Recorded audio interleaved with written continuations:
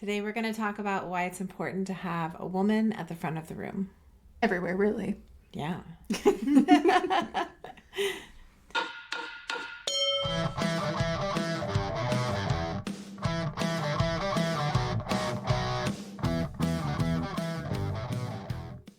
Welcome to Beauty and the Gi, a podcast about Jiu Jitsu and so much more. I'm AJ Klingerman, a Brazilian Jiu Jitsu black belt obsessed with Jiu Jitsu.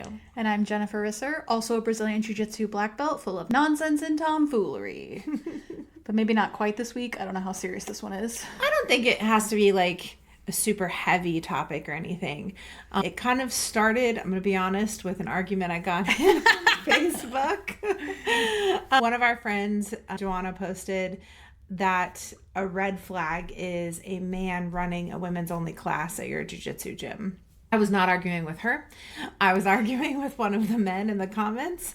What was really funny about it, not funny, but I guess also not surprising, is that all of the women in the comments were like, yes, absolutely, 100%, blah, blah, blah. And the couple men in the comments were Triggered. They were triggered. They were arguing about it. Well, they're teaching women's only classes. Yeah.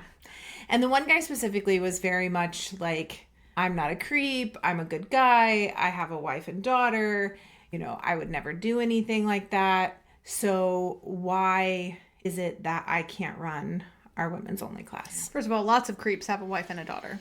Yeah. And how many times do women say, or anyone say, well, I didn't expect it to be him, or, he seems like such a nice guy. It happens a lot. I mean, I've learned a lot and grown a lot, but this is a hard thing, This is a really complex topic, We've been on sort of both sides of it in a sense, not necessarily the man at the front of the room situation, but, having men who we thought were nice guys not actually be nice guys. Yep. The thing about the loaded gun is something that you mentioned that I think is like really relevant. Yeah. So I heard it basically as, the concept that you should treat every gun as if it's loaded. Even if you're 100% sure it is not loaded, you treat it like it is. You don't point it at people. You don't pull the trigger in someone's direction. You treat it as if it's a loaded gun.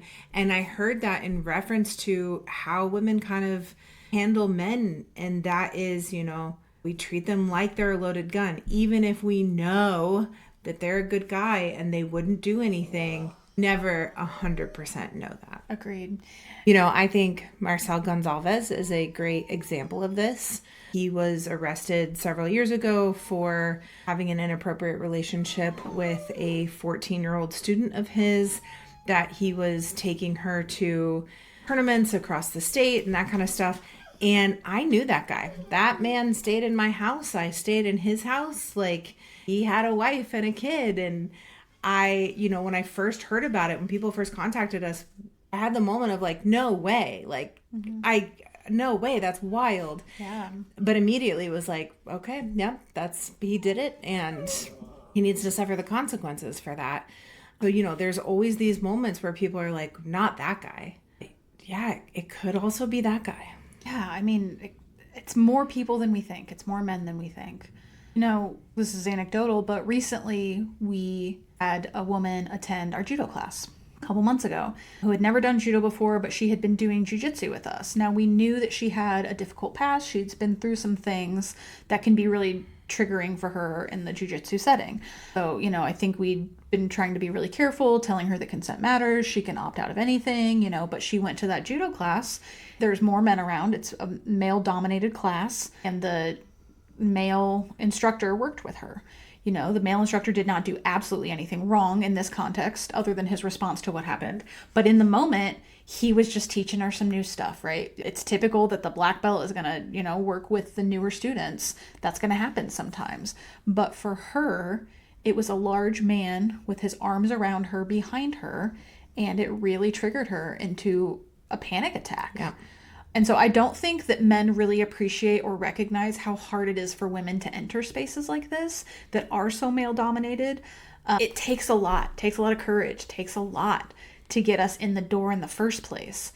And we need women's only spaces. We just do. We've had moments at our gym where we've thought, all our guys are really good. We've really weeded out the guys that are not good. do we really need a women's only class? And the answer is always yes, because it's not our decision about if the men are safe, Yep. right? You can think, well, I'm one of the good guys. You might be, but a woman off the street doesn't know that or feel safe. Yep. Like, this is about providing training opportunities for women where they can feel safe and like they're in a place where they're building their own strength and resilience and finding their own power, especially for women who have been assaulted in some capacity. Yeah, so this isn't an anti-man podcast at all. This is not meant to be like the men can't be in the front of the room because they're all creeps. That's not what we're saying. But as a woman, you never know which one is. And so when you come in as a new person, if there's a man at the front of the room, it can take away some of that comfort. Yeah, and that's not everybody, right? There are going to be tons of women that are comfortable no matter who's at the front of the room or who their training partners are. But the topic specifically, I don't know if we said this, but the topic specifically was basically men cashing in on providing women's only classes, and they're running the women's only classes. It's cashing in on the need for safe spaces for women without actually providing a safe space for women. And so that's a very specific thing. Yeah. Right. And so it kind of gets down to your why. Like, is your why just because it's another class you think can like bring you in people and that's why you want to do it? It's a good marketing opportunity.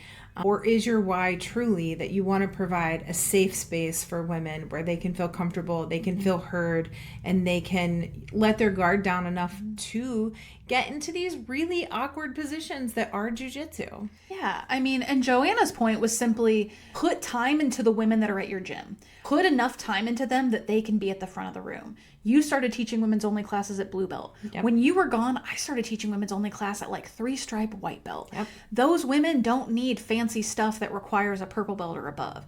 Those women can learn to upa or do a scissor sweep or a guillotine, right? Like they need the space more than they need the really high level technique, right? Being in a safe environment and finding their strength or their power is what that's about. And if you can't listen to women say that to you, then it is about money, not about creating a safe space for women. I don't know how else to say it other than that. Yeah, I think you're right. I think then your reasoning is not the same as mine. That's the reality of it. And like that was the purpose of the post. Yeah. Is invest in the women you have at your gym so that they can be creating these spaces. It doesn't need to be a black belt man at the front of the room. It doesn't need to be a man at the front of the room. Exactly. In fact, like there was a local school here that was running a women's only class, and there was a man leading the class, and we know that that man is a stalker. Like he stalked his previous girlfriend, and we saw all the screenshots and like a lot of the stuff. It was very public. And that man also had met that girl as a white belt at the gym. But then that's the man that's leading your women's only class. Like, yeah, I mean, I don't know why people can't kind of look at the toxicity that's in jiu-jitsu. Like even if you look at the Andre Galvo stuff that's been coming up, or all the predecessors before that, you look at the big ones like Lloyd Irvin, or what's the guy's name in Florida? Cyborg. Yep. But the reason he, was because he tried to hide Marcel. Yep. Like, yeah. Yeah, I mean, so it is such a culture. And, you don't even have to, you don't believe the women. First of all, that's a problem. You probably shouldn't be running your women's class if you don't believe the women. But go look in the comments section of a female blue belt's reel about jiu-jitsu where she's just in no-gi gear or something. Like, go read the comments. Go read the comments. Like, that should tell you everything you need to know about why women need a safe place. Yep. And why it's not with a man at the front of the room. Yep. Yep. Like I believe that there are a lot of men out there that have good intentions, but when you're not listening to women's voices telling you, hey, you might be well-intentioned, but you're wrong. Well, yeah. And, we have learned from past things, at our women's only camp, we have had men in the past that have taught, but then, some of them got up in the front of the room and made women jokes. Yeah. And it was like, I think it was maybe 2019, 2020, the last time we had a man teach. And it was so gross that we were like, this isn't it. This isn't it. And well, that wasn't even on purpose. It was like the person canceled last minute, right? Yeah. So, that was not an ideal situation in any sense of the word, but like that man was a real jerk, and he continues to be a jerk. Yeah. So at the time we thought, this guy's good at jiu-jitsu. He can be a good replacement last minute because it was the week of camp that we had to replace the instructor. And I think it would have been better had, I taught or something at purple or brown, whatever I was then, I think I was brown because I didn't get it in 2019. No, I got it in 2020. You're right. Sorry. Anyways, but, I think it would have been better to have a woman in the front of the room that cared about the women there. And so, we've learned from this as well. Like, I think that's something that we're asking for is just learn and do better. Yeah. I mean, I don't think we're asking for perfection. I think most people aren't. Like, we have certainly made mistakes in this realm, which we own. But if you're not listening, if you're not trying to do better, what are you doing? You know what I mean? Yeah. Like, it's one thing to say, I've made a mistake, I'm listening, but most of the men in those comments were just doubling, tripling down. Yeah. And that's just wild to me. Like, you're cashing in on us without hearing our voices. Yeah. We were at an open mat this weekend. We were supposed to go to 2. We're both black belts. I am of a fair size. I mean, same. We're both in the heavyweight division, right? I consider myself a high-calorie grappler, as some might say. And we were still really nervous about going to open mats, especially ones with men at them, because you just don't know what you're going to get. What's the setting going to be if you've not been to that gym, if you don't really know those people, you just don't know. Yeah. Yeah. So even at black belt, we're telling you, like, we're nervous sometimes to step into a new room, to roll with new people. Like, if we're nervous, the woman that's coming in for the first time might be terrified. Some people are very outgoing, very into new things. They're not going to have a problem. But some women are, really going to struggle. And having a woman at the front of the room is going to make them more comfortable. Now, I would like to also argue that those women should be at the front of the room in your co-ed classes. Mm-hmm. But if you are running a women's only class, it needs to be run by a woman. Yeah, and I hope that nobody takes this as anti-man. It certainly isn't. There are tons of well-intentioned men. There are tons of great men in Jiu Jitsu. We know a lot of them. We know that they're out there. We're not saying men are creeps. We are saying that women have to protect themselves. Like, they're coming in for a safe space. Some of them because they've been attacked. They've been assaulted. They deserve to have a comfortable space to train. Yep. And if you are committed to doing this and all you have is one blue belt woman that is able to teach the class, work with her. Work with her on, like, what the curriculum's going to be and, make sure she knows the moves to teach, anything like that. But give her the opportunity to be a leader for those women. Yeah, absolutely. And honestly, sometimes someone newer to jiu-jitsu can be a better instructor. Mm-hmm. They may not be getting all the details exactly right, but they remember what it's like to be new, and they can be very helpful because of that. Yeah, they're closer to the struggle. Yep. That's true. Yeah. So as we're kind of wrapping this up here, I have an overall question for you and for our audience. What is your thought? Like, is it better to have no women's only class, or is it better to have a women's only class led by a man? That's a tough one. I mean, I think if you're going to have a man-led women's class, you need to be really clear about it, because, like, you don't want people showing up thinking they're going to be in this women's space and they're not. Yep. Like, that's still run by a man. It's just different. It just is. You just have to take our word for it. Yeah. What do you think? Yeah, I think that best case scenario, you have a woman that can teach it. Next best thing is you can teach another woman how to teach the class.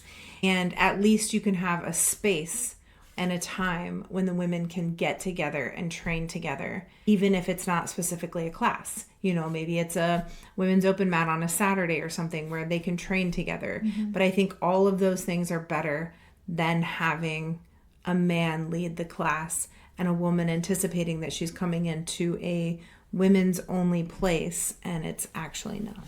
Yeah, I agree. Probably you're not starting a women's only class with 0 women at your gym, right? You've probably got like 1 to 2 at least before you're going to start a women's only class. Yeah.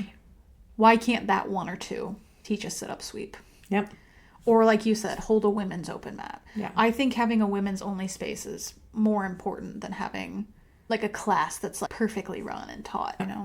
I think that if you're going to have a man run it, you need to be really clear that that's what's happening. But I would vote you allow a women's only space rather than Agreed. have a man lead it. Yeah. I started our women's only class, I think like the week I got my blue belt. It's like the next week I started the class. And I was very nervous about like, can I teach this? Like, do I know enough jiu-jitsu? And sometimes I would like run over to the other mat and grab a coach and be like, okay, I was going to do this. Is that how I do that? Is that right? And then I'd run back to the women's mat and be like, okay, I've got this. I'm ready for it.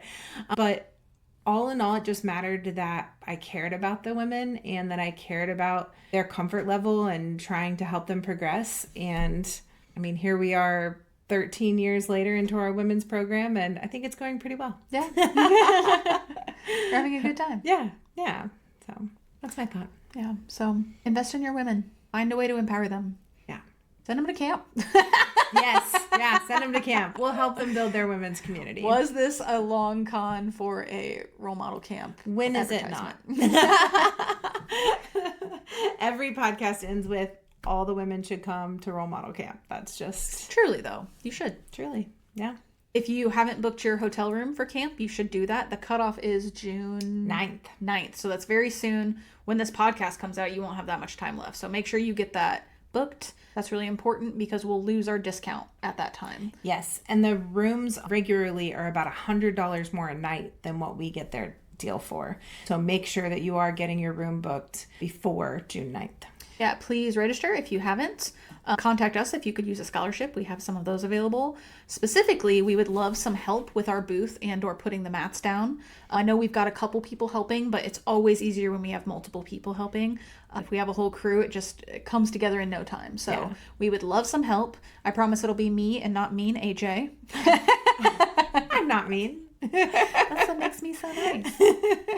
AJ will be busy running just every workshop apparently or something. I don't know. Maybe. But yeah, usually like on Friday morning, we throw the mats up in the morning so you'd still be able to attend the workshops. And then sometimes we ask for some help at the booth at various times. So you would still get to train a lot. It wouldn't be the kind of thing where you're like working through all of training. So we would love some help with that. Yes. Yeah. I'm getting excited. When this podcast comes out, we'll be right at 5 weeks. Yeah. So it is right around the corner. Right around the corner. Holy crap. Right? We got a lot to do. We got a lot to do. Okay. Well, how does this thing end? I think we just say, Where do they find us? yeah, okay. They can find us at Beauty and the Gi podcast on Instagram, which I think, fully taken over now. I think we've released Jen of all of those duties. So if you message us, I'm doing my best. And I'm AJ Klingerman everywhere you go. And we just got a hold of the YouTube, so we're going to post some of these videos now that we have the YouTube back. Yes. Get registered for camp at rolemodelswanted.com.